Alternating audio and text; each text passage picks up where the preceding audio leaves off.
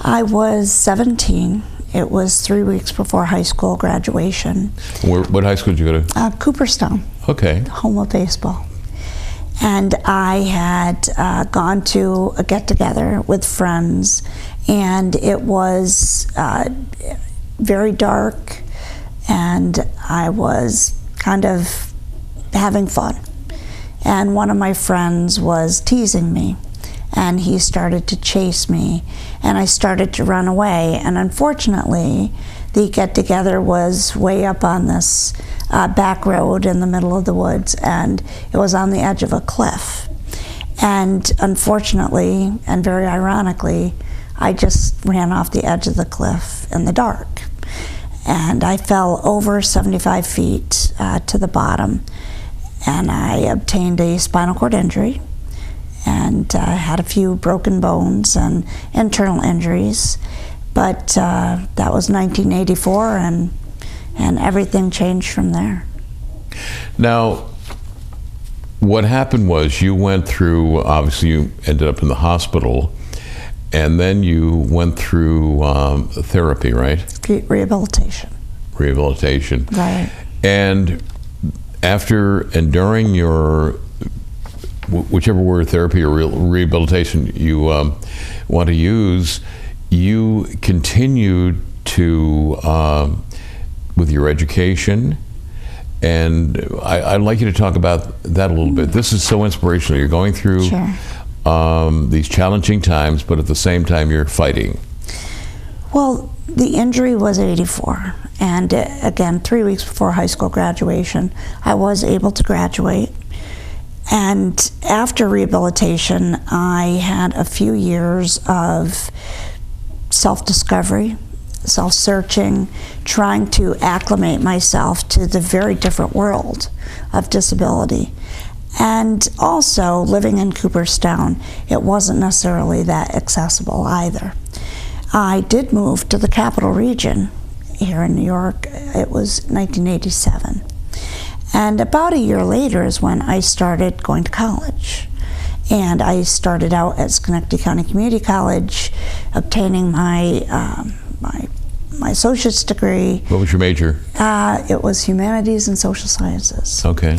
But it's interesting to note that in high school, I was tracked into a non-college track, figuring that, the way that my socioeconomic status was. I was in BOCES, for horticulture, those types of things. So I obtained my associate's degree, transferred over to the University at Albany, and studied English and philosophy, obtained my bachelor's degree. At that point, I applied for law school, but I didn't get right in. I was on the wait list for Albany Law. And in the meantime, I had been contemplating the fact that I wasn't really into the legal system and how narrow it seemed. And a professor who was a mentor of mine had suggested that I just get a PhD in English. And I said, oh yeah, just. So I applied for graduate school and worked on my master's in English. Then I transferred into the PhD program in English. And then from there, I actually found the love of my, academic, career, which was public administration and policy. So from there, I jumped ship from English, which I was almost done with that PhD, and I applied for and was accepted into doctoral study in public administration and policy at the University at Albany Rockefeller College.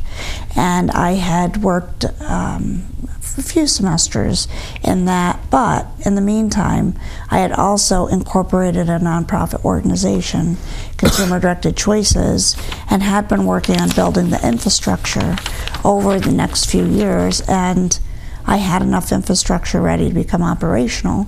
So I left my professional academic career and began facilitating the nonprofit. In the meantime, while all of this was going on in your life, at the same time, you continued to go through rehabilitation, right? Well, it's interesting because rehabilitation after your injury is you really have to start to relearn all types of things. I have to laugh because one of the first things I taught myself was how I could put makeup on with hands that, well, you have to have your priorities, I suppose.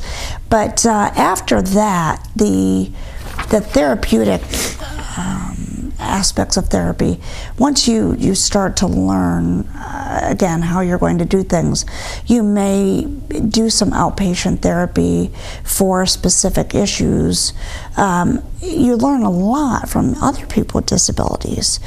Part of it is also psychosocial, where again you're trying to cope and deal with all these not only physical changes but societal changes, the way people look at you, the way they give you that smile, the way you have self-esteem, all those pieces. But after a while you literally just become like any other person. You get up every day and you live your life. Now there are people viewing this morning that have gone through tough times, and I think you yourself as an inspiration, well, what would you say to them? As you know, personally, I went through a situation, and when I was in the hospital for about a month and basically laying in bed for a month at home, I think the first thing I found that you start to become very self-absorbed, and which is obviously a very bad thing, and you have to realize it's happening and get around it and start thinking of others. But besides catching yourself in that, what other inspiring things could you offer? Well, it's hard to be an inspiration because you do it so well. I just think of myself as a person who just is able to have coping mechanisms to get through every day just like everyone else. I think that it's very hard because many people with disabilities are either overvalued or undervalued. And there's like this thing of where are we in the middle as people? But I guess I would say that, as you said, the beginning of any ordeal, you are going through different stages of grieving, just like with anything else. But I suppose for me, there's a point where you literally have to say to yourself, it is what it is.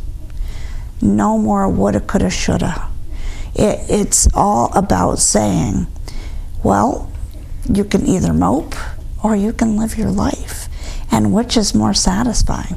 And it is living your life. It is just doing.